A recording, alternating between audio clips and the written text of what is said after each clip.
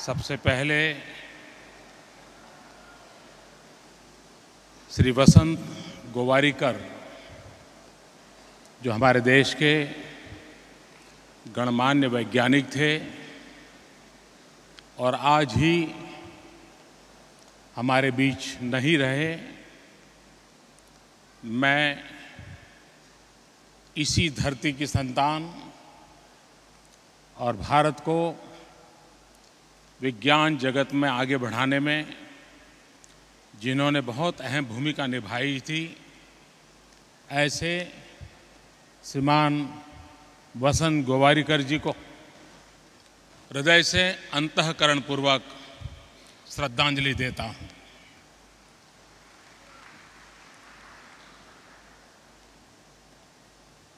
महाराष्ट्र के गवर्नर श्रीमान Vidyasagar Rao, chief minister Shri Devendra Fadnavis, my colleague, Cabinet Minister Dr. Harshvardhan, Shri Y.S. Chaudhary, Minister of State for Science and Technology, Dr. Rajan Velukar, Vice Chancellor, University of Mumbai, Dr. Nimse,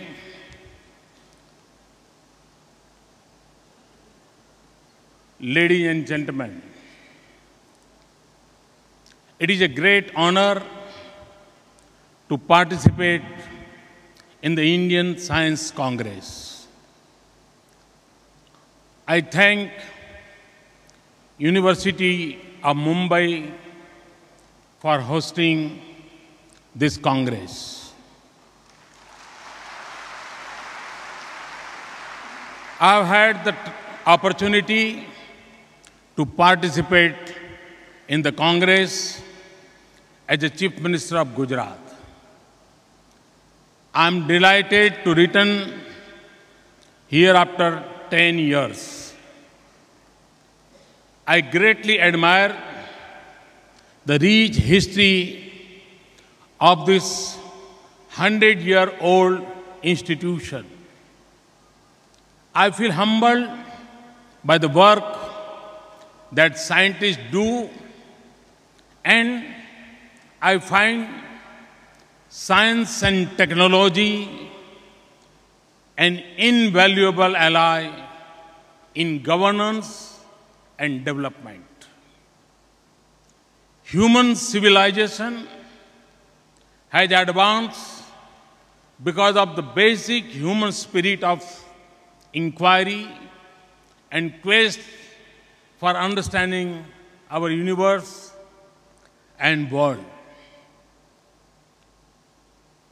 It is a search driven by the belief in what our Vedas describe as Satya Sarvam Pratisthanam.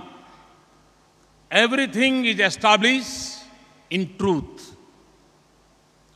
Science may be the product of human brain, but it is also driven by the compassion of human heart, the desire to make human life better. We have here with us Nobel laureates whose work in science has given new hope against dreaded disease. We also have one whose own understanding of social science gave the poorest a life of hope, opportunity, and dignity. Science and technology has helped reduce poverty and advance prosperity, fight hunger, and improve nutrition, conquer disease, improve health, and give a child a better chance to survive. Connect us to our loved ones and the world. Spread education and awareness, and given us clean energy that can make our habitat more sustainable. A nation's progress and its human development are linked to science and technology. In more recent times, China's emergence as the second biggest global economy is in parallel to its rise to the second place in science and technology activities. Science and technology can also remove national barriers, unify the world, and advance peace. It can bring nations, rich and poor, in a shared effort to address global challenges. But we also know that it can increase inequality, make wars more lethal, and damage our environment. Sometimes we learn about their consequences later, as we did on climate change. Sometimes these are the result of our own choices. For example, information technology was meant to increase efficiency and productivity. Sometimes, however, its various distractions can easily overpower us. How often do we sit in meetings and cannot resist the temptation to catch up on our messages? So when we speak of science and human development, we cannot divorce it from the questions of political decisions, social choices, and of equity, ethics, and access. Human development has been the larger purpose and the driving force of Indian scientific pursuits. And science has helped shape modern India. At the dawn of freedom, Prime Minister Jawaharlal Nehru placed science and technology at the heart of national development. Our students, our scientists launched pioneering research and built outstanding institutions with modest resources that continue to serve us well. Since then, our scientists have placed us at the forefront of the world in many areas. Whenever the world shut its door on us, our scientists responded with the zeal of national mission. When the world sought our collaboration, they reach out with openness that is inherent in our society. They have elevated some of our most acute and pressing challenges of human development. They help us overcome dependence on others for such basic needs as food. They have secured our borders, supported industrial progress, and given our people a life of opportunities and dignity. Our scientists put Mangalyaan in the Mars orbit in the first attempt. And I must congratulate Radhakishan's team. And their accurate prediction of cyclone Hudhud saved thousands of lives. Our nuclear scientists work for our energy security, and they have also placed India at the Asian forefront in cancer research and treatment.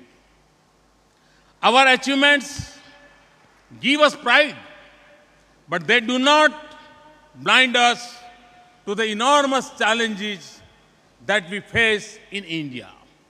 We are at another moment of expectation and excitement as we were at the birth of independent India.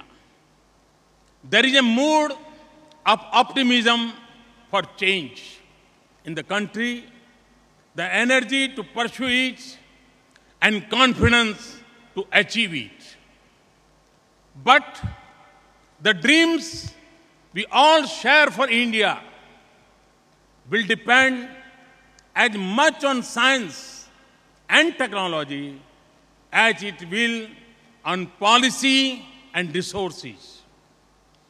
To make our agriculture more resilient and yield more, to develop appropriate and affordable technologies for rural areas, to do more from our drop of water and explore the potential of marine resources, to preserve our biodiversity and keep our environment clean, to improve healthcare and develop medicines and medical devices that is within the reach of the poorest, to make clean energy affordable and its use more efficient, to use technology to realize our dream of housing and sanitation for all, to find our own solutions,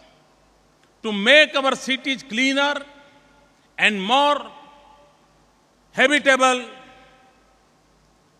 to turn waste into wealth and resources for sustainable infrastructure of the future, to use internet to improve human development, to make India a leading manufacturing nation and a hub for knowledge and technology-intensive industries. To me, the arms of science and technology and innovation must reach the poorest, the remotest and the most vulnerable person. This is an enterprise of national importance in which each of us, government, industry, national laboratories, universities, and research institutions have to work together. Too often, a discussion on science and technology is reduced to a question of budgets. It is important, and I'm confident that it will continue to grow. But our own achievements have shown that very often a need and vision and a passion are more important than resource for success.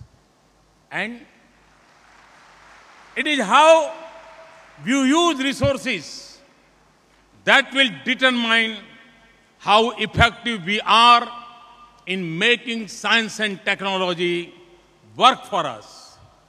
Our development challenges will naturally shape our strategic priorities in science and technology. Even as we focus on some key areas, we should not confine research and development to a few predetermined parts. And it is as important to focus on basic research as on research and development and innovation. We should also recognize that science is universal, but technology can be local.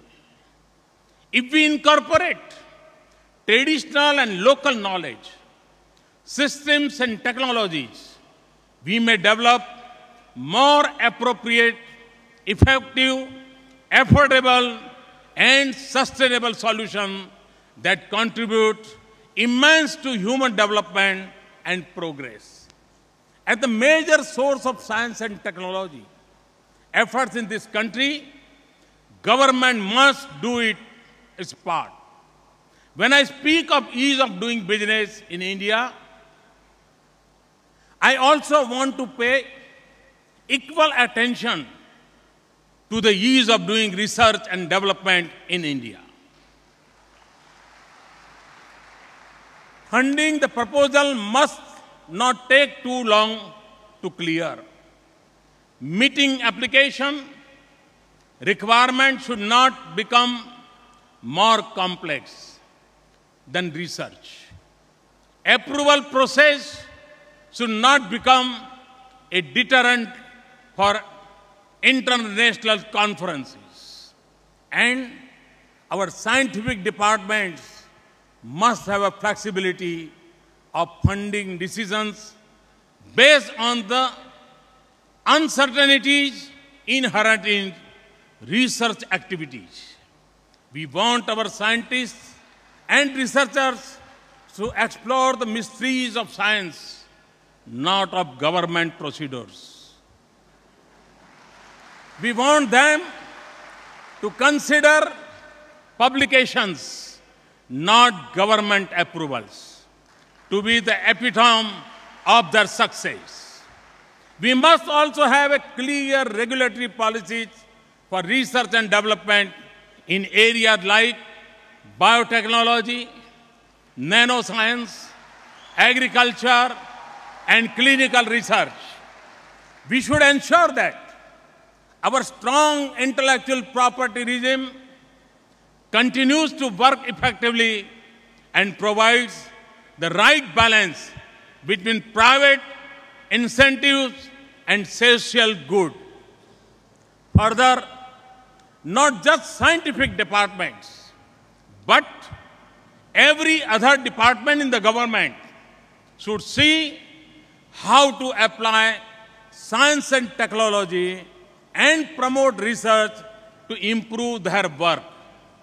Each should have an officer focusing on science and technology relating to its area of work and allocate a percentage of its budget for such activities. We have begun this experience with space technology. Investment in science and technology activities should also become part of the expenditure on corporate social responsibility, to be funded directly or through an autonomous fund. We also need to foster a strong culture of collaboration between institutions and across disciplines to take advantage of developments, innovations, and expertise in diverse areas. My impression is that this is far from the ideal in India. I will ask our ministries to make collaborations a critical requirement for their institution and for supporting funding requests for research.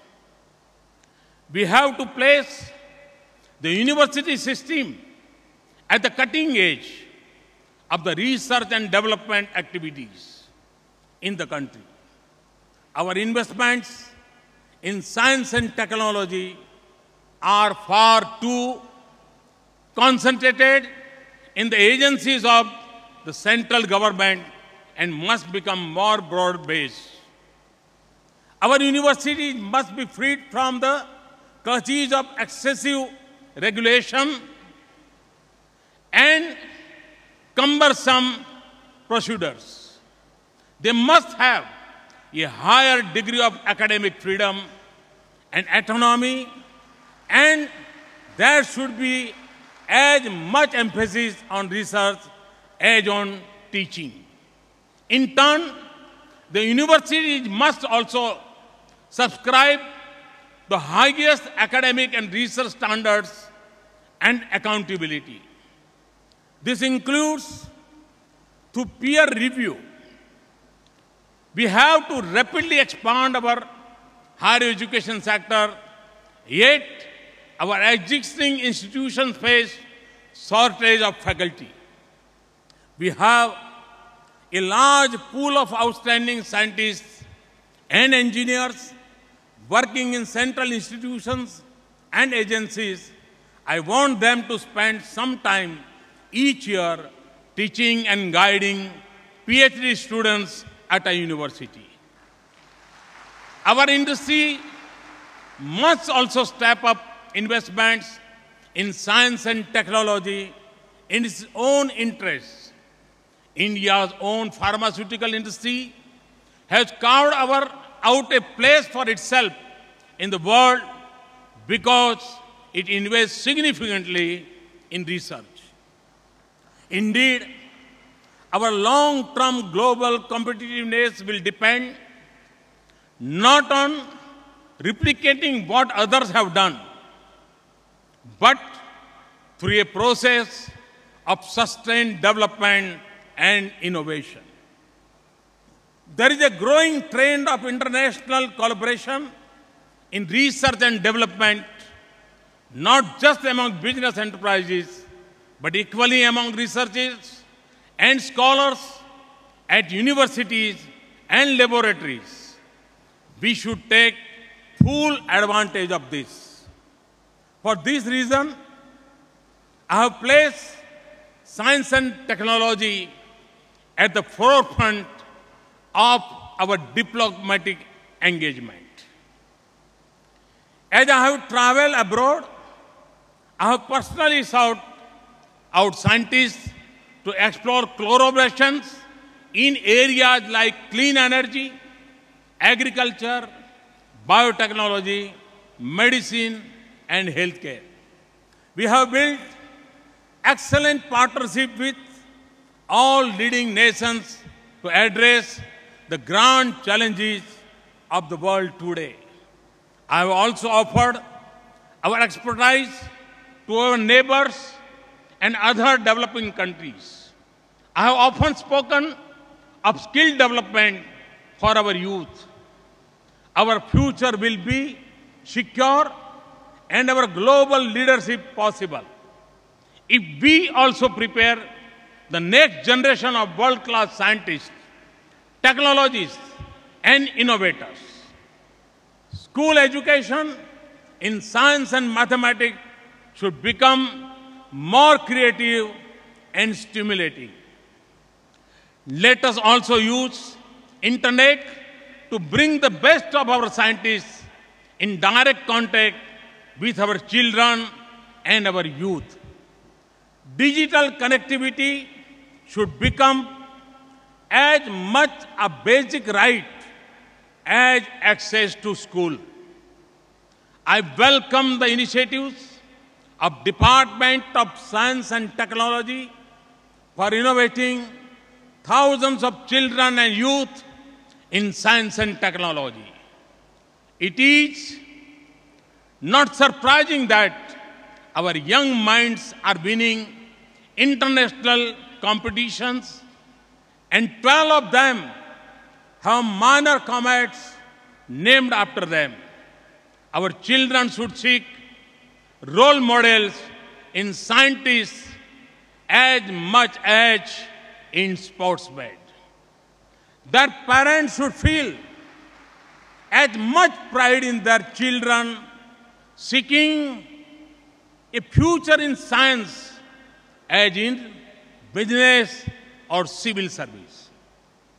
For this, We need to communicate the power and possibilities of science better. Let us, for example, make science and technology the theme of Republic Day parade in the near future. We need to celebrate our scientific achievements as much as we rejoice in our success in other areas.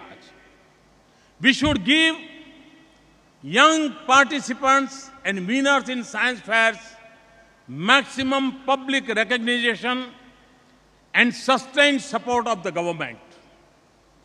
I would personally love to meet the best of our young scientists.